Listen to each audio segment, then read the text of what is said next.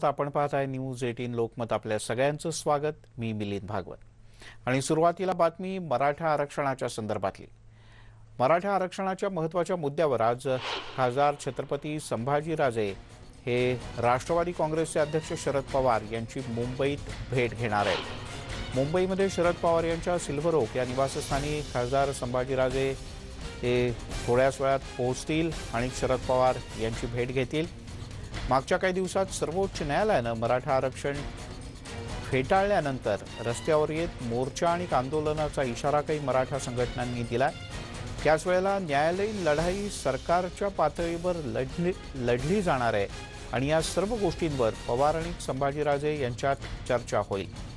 कालच शरद पवार यांनी मुख्यमंत्री उद्धव ठाकरे यांची सुद्धा भेट घेतली होती.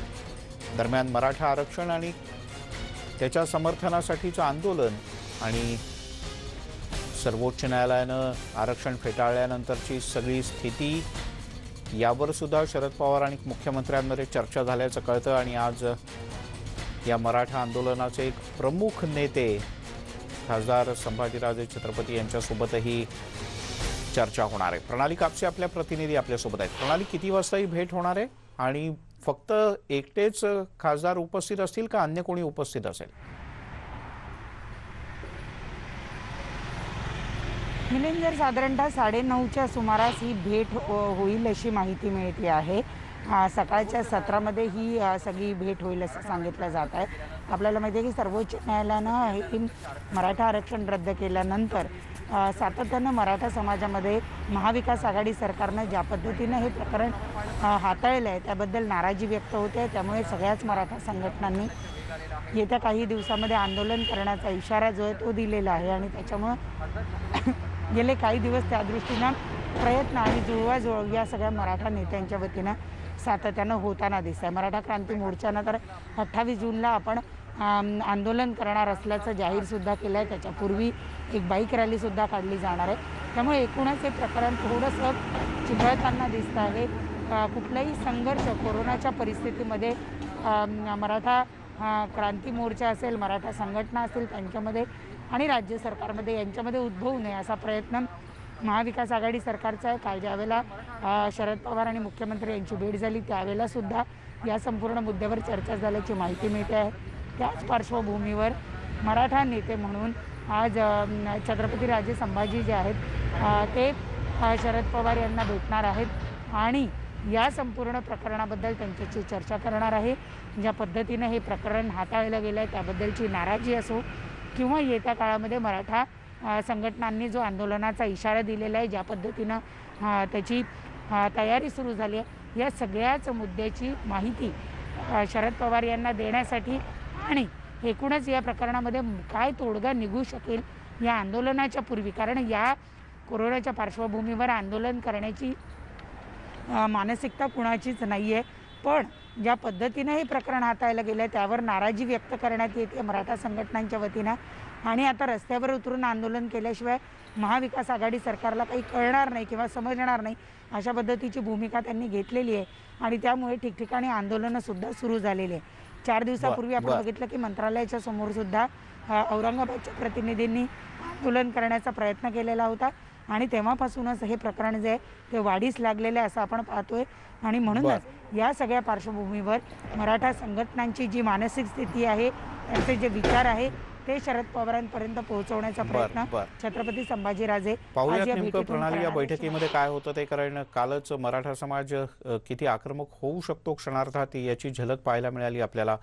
पण आपण अपेक्षा करूयात की आजच्या बैठकीत काहीतरी सकारात्मक दिशेनं चर्चा होईल.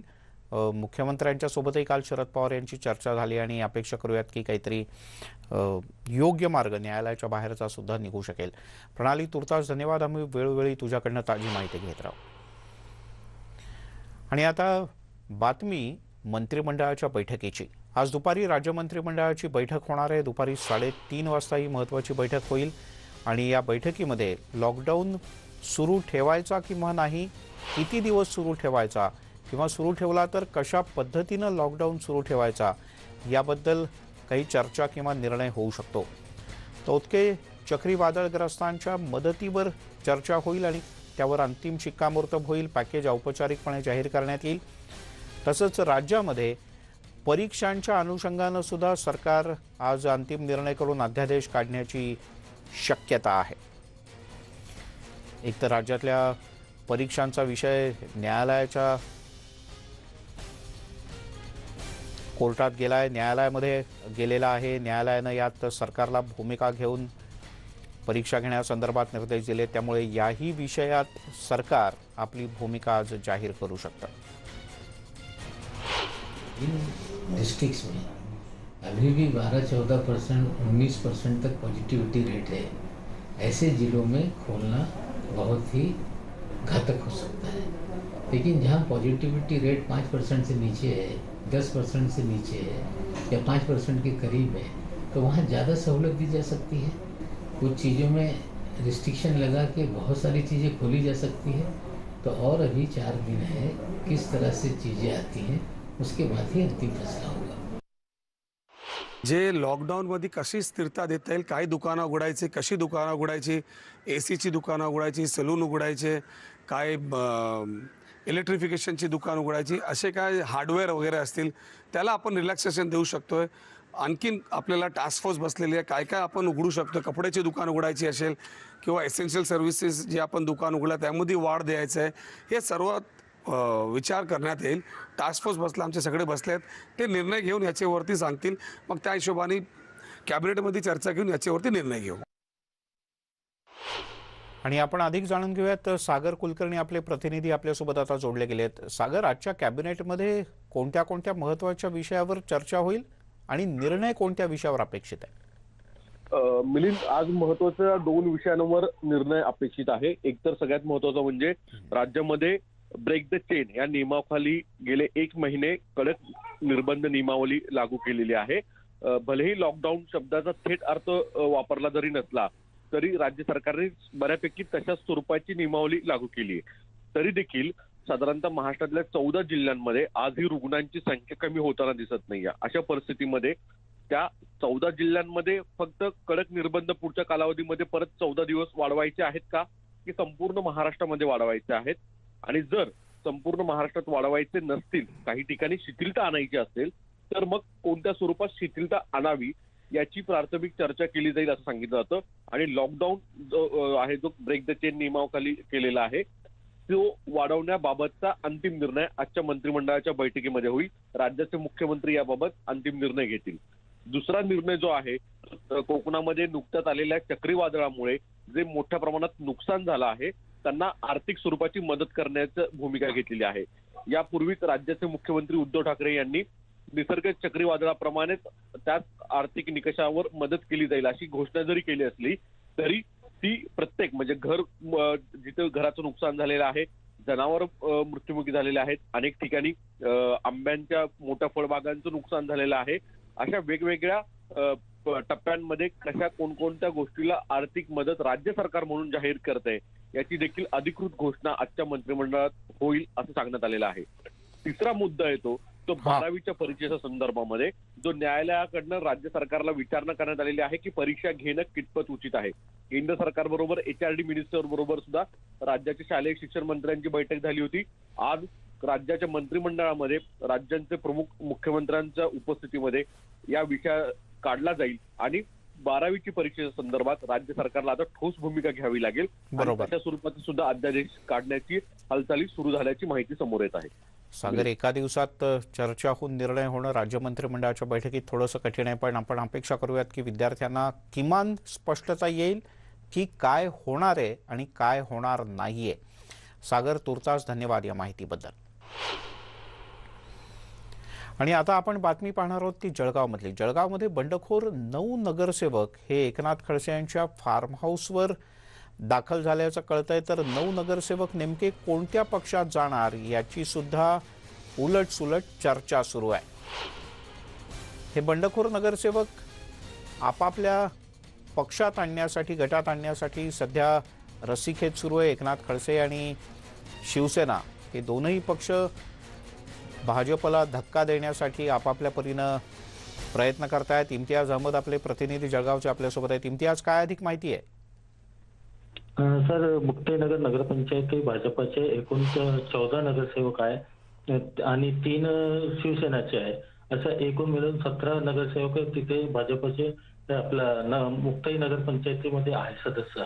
त्यामधले जे काल जे शिवसेनेमध्ये 10 नगरसेवक गेले आणि त्यांनी शिवबंधन बांधलं असं एक एकनाथराव खडसे यांनी सांगितलं होतं. परंतु त्याच्यामध्ये जे 10 नाही 5 नगरसेवक आहेत ज्यांच्यावरती अपात्रच कारवाई होणार आहे असे या भीतीपोटीने ते शिवसेना याच्यामध्ये ते गेलेले आहे. कारण असं आहे की त्यांना जे स्थानिक आमदार आणि त्यांना आश्वासन दिलं आहे की जे जिल्हाधिकारीकडे जे अपात्रची कारवाई तुमच्यावरती आहे ते आपण कारवाई तिचे इष्टे आणू त्या कारवाईवरती आणि त्यांना असं दिलासा दिलेला आहे त्या 5 नगरसेवकांना असं एकनाथराव खडसे यांनी सांगितलं होतं. आणि जे उरलेले जे 9 नगरसेवक आहे जे आपले एकनाथराव खडसे यांचे फॉर्म हाऊसवरती ते काल त्यांची भेट घेत होते. बर बघूयात नेमकं काय होतं ते. हे नगरसेवक कोणाकडे जातात आणि खरंच त्यांच्यावर अपात्रतेची कारवाई होते का शिवसेनेत गेलेल्याचा दावाही खरा ठरतो का ते पुन्हा राष्ट्रवादीकडे येतात. तुर्तास इम्तियाज, धन्यवाद. इकडे महाराष्ट्रातील महाविकास आघाडी सरकारमध्ये पदोन्नतीमधील आरक्षणाच्या आदेशावरून नवनवीन वाद निर्माण होत आहेत आणि काँग्रेसनं राष्ट्रवादी काँग्रेस आणि मुख्यमंत्री उद्धव ठाकरे यांना सूचक इशारा देत कठोर भूमिका घेणार असल्याचं म्हटलंय. संविधानिक व्यवस्थेच्या आधारावर जे काही प्रत्येक सामाजिक व्यवस्थेला जे अधिकार आहेत ते अधिकार त्याला मिळाले पाहिजेत.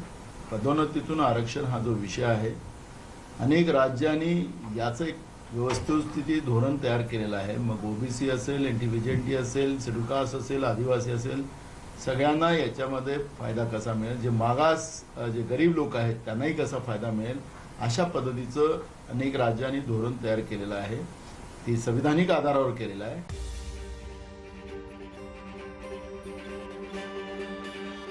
राज्यातल्या 3 पक्षांच्या महाविकास आघाडी सरकारमध्ये रोज नवनवीन मुद्द्यांवरून आपापसातच कुरबुरी सुरू असतात. विशेष करून काँग्रेस सतत कोणत्या न कोणत्या कारणावरून आडमुठं धोरण घेत असते. सध्याचा विषय आहे पदोन्नती आरक्षणाचा अध्यादेश.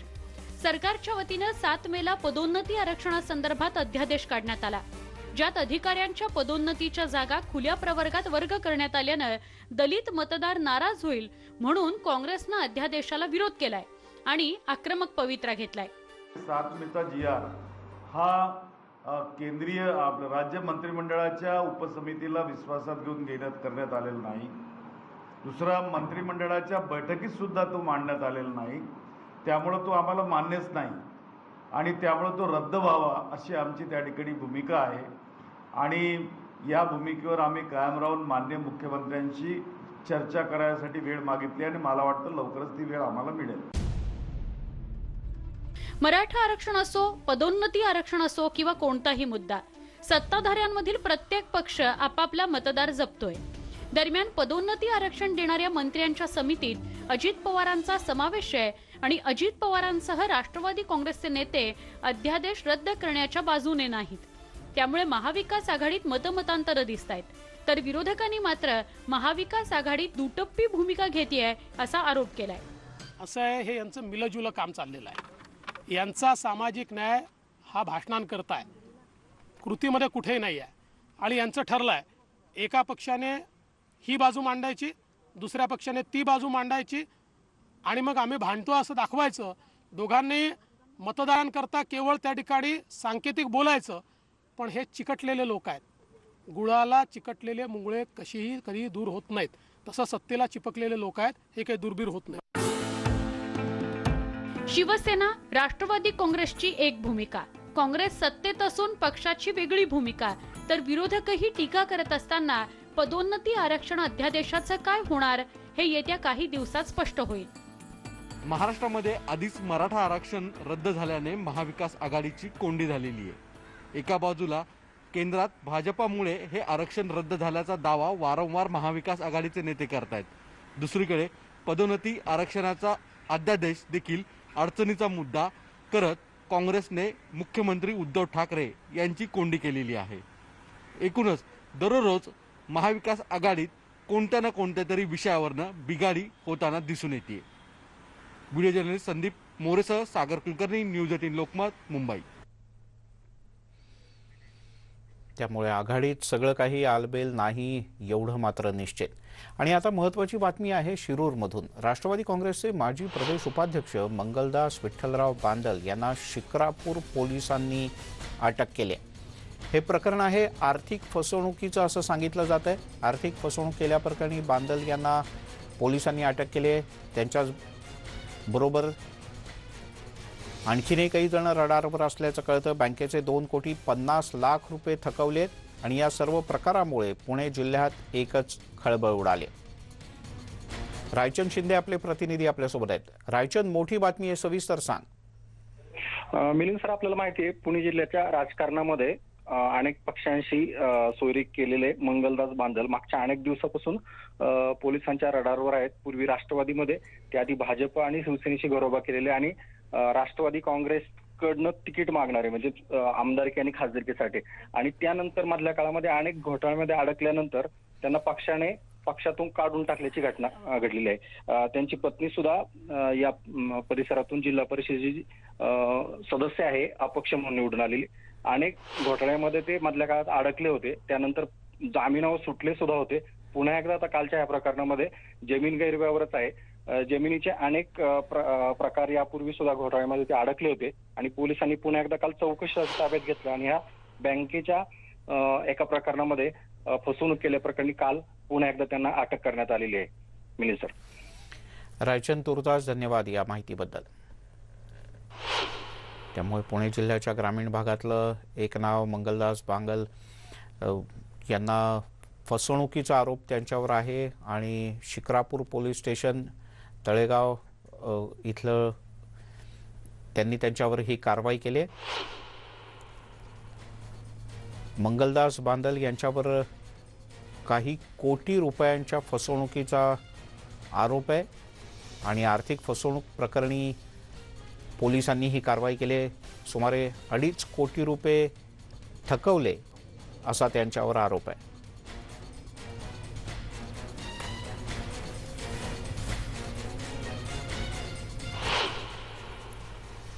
यासोबतच या बुलेटिनमध्ये इथेच थांबूयात. सर्व प्रकारच्या ताज्या अपडेटसाठी news18lokmat.com या आमच्या वेबसाईटला लॉग ऑन करा. फेसबुक, ट्विटरवर आम्हाला फॉलो करा आणि महत्त्वाची आठवण आणि आग्रहाची विनंती, मास्क बांधण्याची, मास्क बांधा, हात वारंवार धुवा आणि मास्क बांधताना काळजी घ्या की आपण नाक आणि तोंड हे नीट झाकलं जाईल.